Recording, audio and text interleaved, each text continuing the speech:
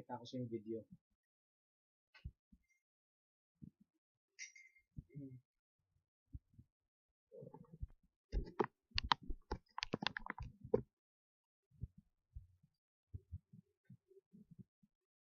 Promise ka?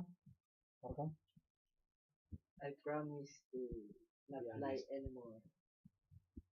There's a nice view here. Huwag yan! Oo nga pala. Nice view.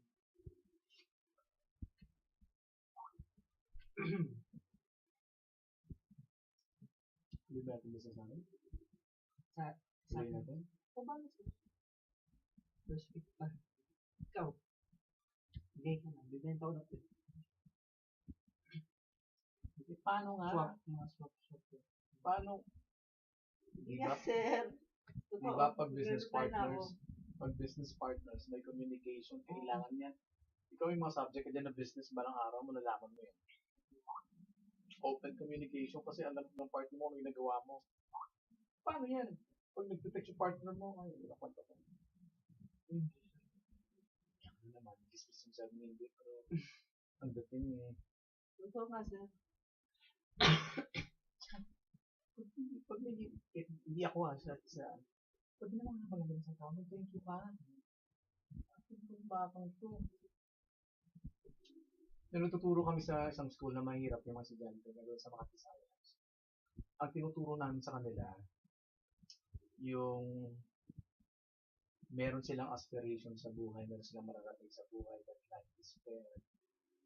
Na hindi lang yung buhay para sa mga may pera. At tinuturo naman namin sa mga batang mayayaman, pag may estudyante yung mayayaman, humility, humility. So, ibig sabihin, pag ikaw ay nakakaangat ka sa ibang mga kaedad mo, dapat humble ka. Para yung mas nakakaangat sa iyo, humble ka. Kung humble ka nga, kung sinungaling ka kaya, sorry po daw, sinungaling ka talaga. Proven ko na yun, nabas na. You're not telling the truth. Tsaka minsan, just to please a certain person, you tend to say yes, kahit di mo kayang gawin. Tama? Para lang ma-please mo siya. Pero at the back of your mind, hindi ko gagawin. Umuo na ako para matapos yung usapan. Tingnan ko sa ako eh. Para matapos usapan. Pero at the back of your mind, hindi ko gagawin. Kaya yung ginagawa ko eh, sa mga tao hindi ko close, sa mga tao hindi ko ano. Friend. Pero kung friend kita, ba't talulo ko eh, friend niya kita eh. Kaya nga tayo friend, dahil hindi tayo dulo ko eh. Tanda naman.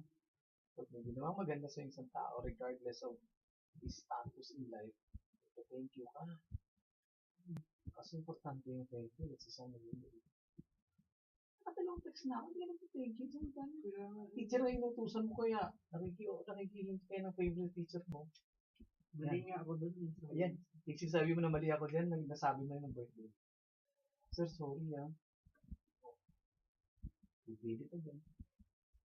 Actually, pang third time na to eh. Do you want the second one? Ayaw ba evidence? May evidence ako.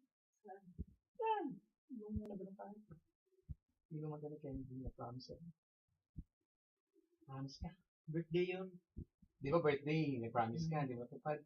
Pangalawa, may promise ka ulit. Sabi mo, sir, hindi na mauulit. We did it again. Gusto mo malaman? Kung sa'yo, alamin mo, prom niya, papakita ko sa'yo. Gusto ko lang nag-promise ka. Ready na.